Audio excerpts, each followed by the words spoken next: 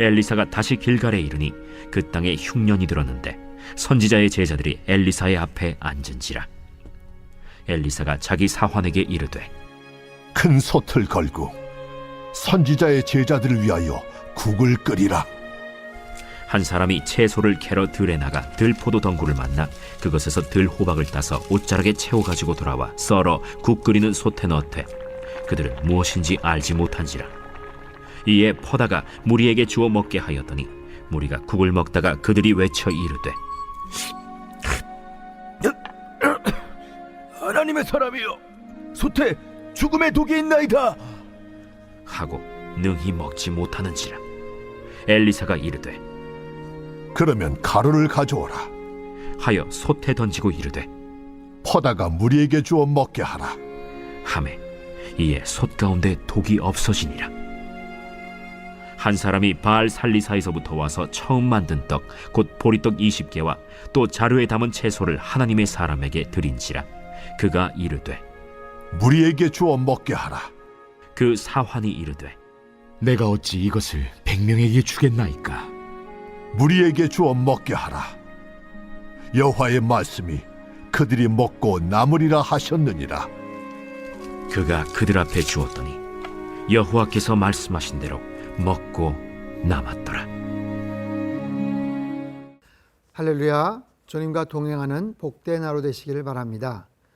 엘리사 선지자가 선지 생도들과 만나서 식사를 합니다. 그런데 그 땅에 기근이 들었고 먹을 것이 마땅치 않았기 때문에 큰 솥을 얹어서 함께 국을 끓여 먹어야 했습니다. 그런데 누군가가 그 솥에 들호박을 따서 한가득 썰어 넣었어요. 야등덩굴의 열매로서 본래 식용이 아닌데 넣었습니다. 아마 몰라서 넣었겠죠. 하지만 좀 더 푸짐하게 먹고 싶은 마음에 넣었습니다. 그런데 거기서 문제가 발생을 합니다. 39절 40절. 한 사람이 채소를 캐러 들에 나가 들포도 덩굴을 만나 그것에서 들호박을 따서 옷자락에 채워 가지고 돌아와 썰어 국 끓이는 솥에 넣되 그들은 무엇인지 알지 못한지라. 이에 퍼다가 무리에게 주어 먹게 하였더니 무리가 국을 먹다가 그들이 외쳐 이르되 하나님의 사람이여 솥에 죽음의 독이 있나이다 하고 능히 먹지 못하는지라. 자, 이처럼 우리의 삶 속에서 다양한 문제들이 벌어지죠. 때로는 선한 의도였지만 무지함 때문에 또 때로는 누군가의 욕심으로 문제가 발생하고 공동체에 어려움을 끼치는 일들이 벌어집니다. 이런 이야기들이 오갔을 겁니다. 이거 누가 넣었어? 누구 때문에 생긴 문제야?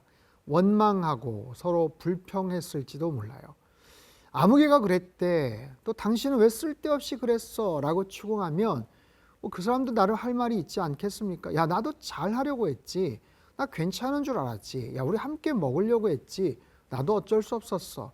그러면서 불화가 생겼을 겁니다. 자, 이런 이야기들은 우리 주변에 비일비재합니다. 문제가 벌어지고 갈등이 생기고 관계가 깨어집니다.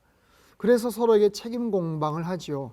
우리 가정 안에서 또 일터 안에서 부부관계 속에서 아니면 길거리에서 서로 간에 잘잘못을 시비를 걸고 따지는 그런 여러 가지 모습들이 참 우리 주변에서 쉽게 볼 수가 있어요. 자, 이런 문제들 어떻게 해결할 수 있을까요? 엘리사의 처방은 아주 특이합니다.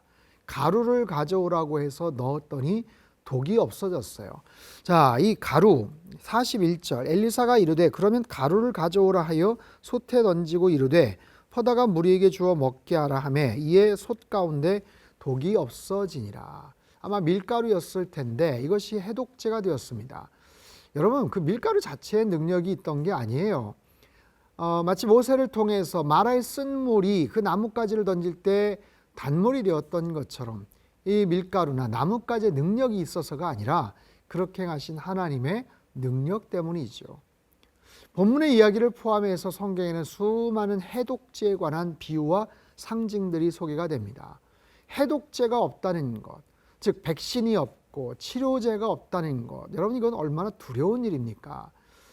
지난 2020년 코로나 때부터 정말 오랜 시간 동안 많은 국민들, 전 세계 사람들이 힘들었고 고통 가운데 있었던 것, 나중에 백신이 개발이 되어서 치료제를 처방을 받았지만 여러분 한동안 그 백신이 없다는 것, 치료제가 없다는 것 때문에 얼마나 많은 공포와 두려움을 느꼈었습니까? 이런 거예요. 수많은 질병들이 있어요. 그것을 치료할 수 있는 해법들이 있어야겠죠. 그런데 여러분 아십니까? 우리 모두는 치사율 100%의 운명 속에 살아가죠. 바로 우리의 죄 때문에 그렇습니다. 그 죄로 인해서 본질상 진노의 자녀가 되었고, 그렇게 살다가 죽으면 정말 100%의 무서운 심판을 받을 운명 가운데 살아가는 우리들의 모습이죠. 이런 상황으로 살아가면서 정작 그 부분에 대한 진지한 성찰이나 대답을 갖지 못하고 살아가는 사람들이 사실 대부분입니다. 너무나도 많습니다. 죄의 백신과 사망의 해독제를 갖지 못한 채 또 하루하루의 불안한 삶을 연장해서 살아가는 사람들이 얼마나 많은지 몰라요. 죄와 사망에 대한 최고의 해독제는 그리스도의 보혈 하나뿐인 줄로 믿습니다. 오직 예수 그리스도의 이름만이 우리를 구원케 하시는 줄 믿습니다. 우리에게 최고의 해독제, 치료제를 주신 그 하나님을 여러분 찬양하며 살아가시길 바랍니다.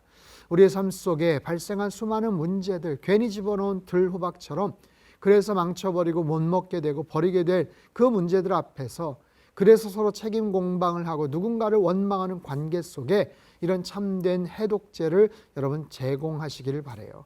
사랑으로 좀 더 참고 인내하고 품어주고 용서하고, 그래서 그분의 은혜를, 십자가의 능력을, 보혈의 치유하심을 통해서 모든 문제와 갈등을 풀어나가시기를 주님의 이름으로 축복합니다. 자, 42절 이하에는 누군가 가져온 보리떡 20개와 채소를 가지고 100명이 먹는 이야기가 소개가 돼요.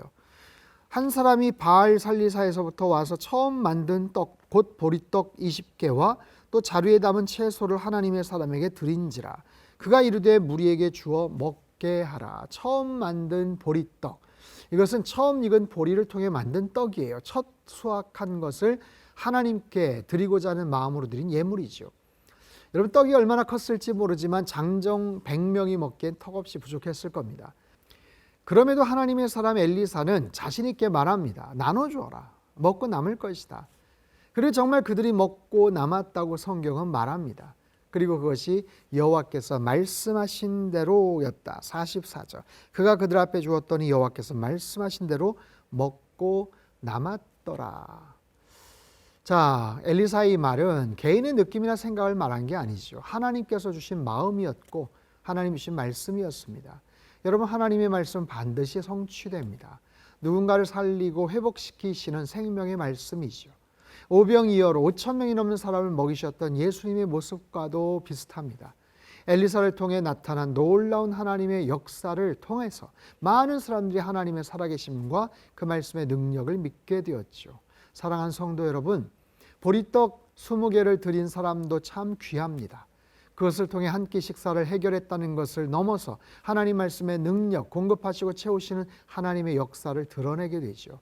우리의 진실한 헌신, 베풀고 나누는 사랑의 마음을 통해서 하나님은 놀라운 역사를 행하십니다. 비록 땅이 갈라지고 산이 움직이는 엄청난 기적이 아니어도 괜찮습니다. 오히려 내 삶 속에 아주 작고 소소해 보이는 일이지만 그 속에서도 분명하게 선명하고 구체적으로 역사하시는 하나님의 은혜를 한번 체험해 보십시오. 그리고 그 작은 간증들이 더 큰 간증거리가 될 것이고 우리 평생 하나님의 역사를 성취하는 데 쓰임받는 거룩한 인생이 될 거예요. 이런 놀라운 은혜와 축복이 우리 성도님들의 모든 삶 속에 충만하시기를 주님의 이름으로 축복합니다. 기도하겠습니다. 하나님 아버지, 우리 주님은 우리를 살리시는 하나님이십니다. 공급하시는 하나님이십니다. 부족하고 연약한 부분을 넉넉하게 채우시는 하나님이신 줄 믿습니다. 때론 우리의 무지함에도, 때론 우리의 아주 작고 소소한 그런 헌신에도 하나님께서는 그것을 받으시고 크게 역사하시는 줄 믿습니다.